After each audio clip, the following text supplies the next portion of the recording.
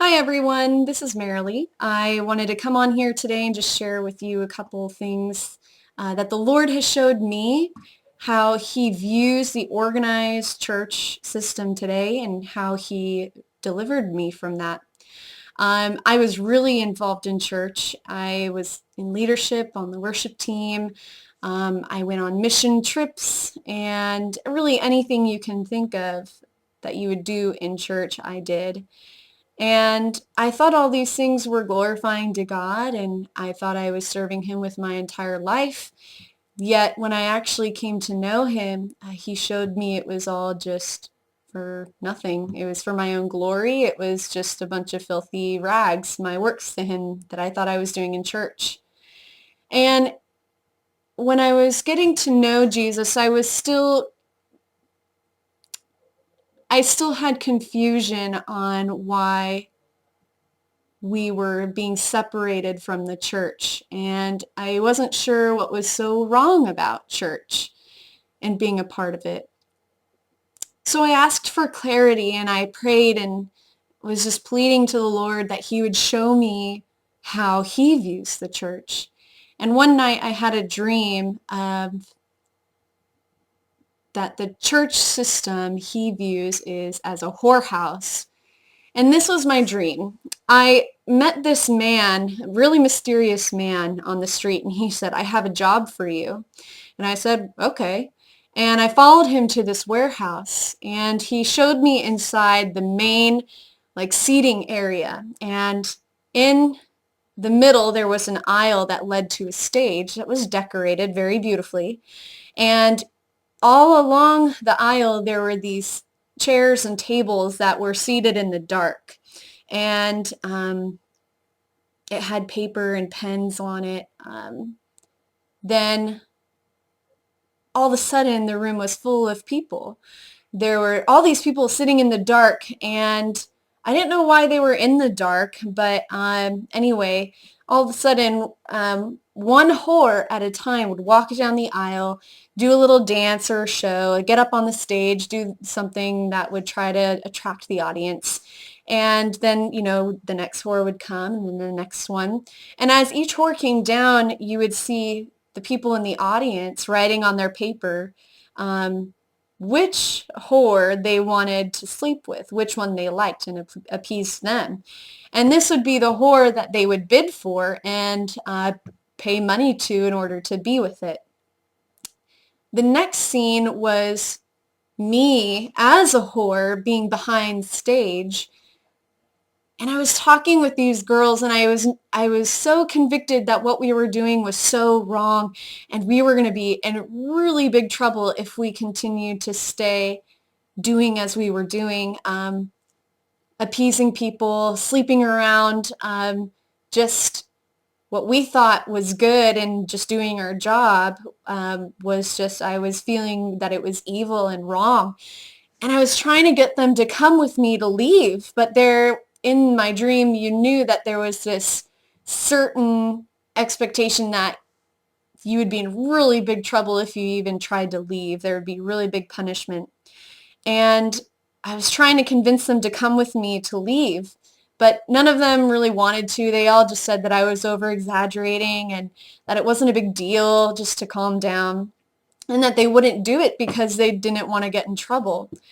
But I was convinced that I needed to leave, so I got up and I started running down this empty floor, and I noticed that there was another girl running with me, and there were these men, maybe like 10 of them, chasing us, and they were trying to get us and bring us back into this whorehouse. And so I had to fight so hard against them. I had to punch and kick and squirm to try to get out of their grips. And I was noticing that this other girl was trying to fight hard too, but eventually she just gave up and let them drag her off back. And I had to fight and fight and fight until finally I was able to get out of this warehouse, and I was free. I was liberated, and that was the end of my dream. Now, what Jesus showed me is those that were in the audience in the dark there, writing on their pieces of paper, is the congregation, the people in the church. And they are wanting to tithe and give their money to the church that appeases them, says what they want to hear, and the church that they like. And they want to sit in the dark because they're full of sin and they don't want their sin to be exposed. And the whore that would walk down the aisle to the stage is the leadership of a church. And not just the pastors, but all the leadership that is involved in church. And they would do their little dance, sing their little song in order to attract the people in the audience so that they can get their money and that they would gain their popularity so that they could be the best whore. The danger about leaving the church that I felt is when you try to go against and preach against this worldly and sinful church system, people fight against you and they want you to continue to stay plugged into some kind of church system. But the problem is it's full of sin. And this is what Jesus has showed me, is that the church systems are full of sin, and they don't want to truly repent of all sin and live righteously for Jesus. They want to live for themselves, and they want to attend church and play church and give lip service to Jesus, but they don't want to offer their life as a full sacrifice to Jesus, being pleasing to him. And this takes a lot of work to do. And you have to be willing to give everything for Jesus. You have to be willing to pick up your cross. You have to be willing to deny yourself and carry all that for Jesus. That takes a lot of work. That's not a piece of cake. And the church system likes to just sit back and comfort each other in their sins, and that's wrong. We cannot okay sin. Sin is of the devil. If you sin, Jesus is not your father. The devil is your father. Jesus has nothing to do with sin. They say that you can find Jesus in church, but Jesus is not there, my friends, because Jesus has nothing to do with sin. He says, what fellowship does light have with darkness? None at all. And he also says that he is the vine and his true children are the branches. And if you are not his true child, you will be cut off from that vine and you will be thrown into the lake of fire. I know that I want to be pleasing to Jesus.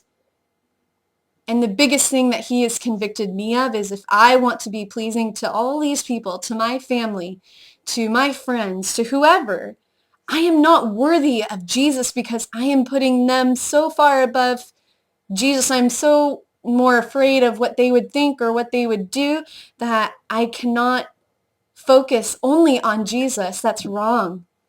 I want to be pleasing to Jesus, and I choose to give him my entire life. I cannot participate in sin and in the world's sin, and that's why I've been pulled out to be separate from that.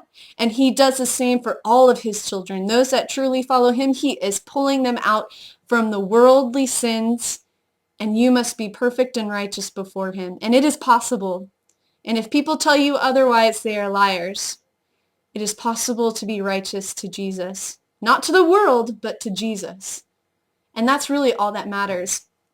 I want to encourage those that have an ear to hear and they seem to know the truth, that if you want to follow Jesus, it's possible. It's difficult. You have to fight and kick and war against the flesh. You have to war against the spiritual.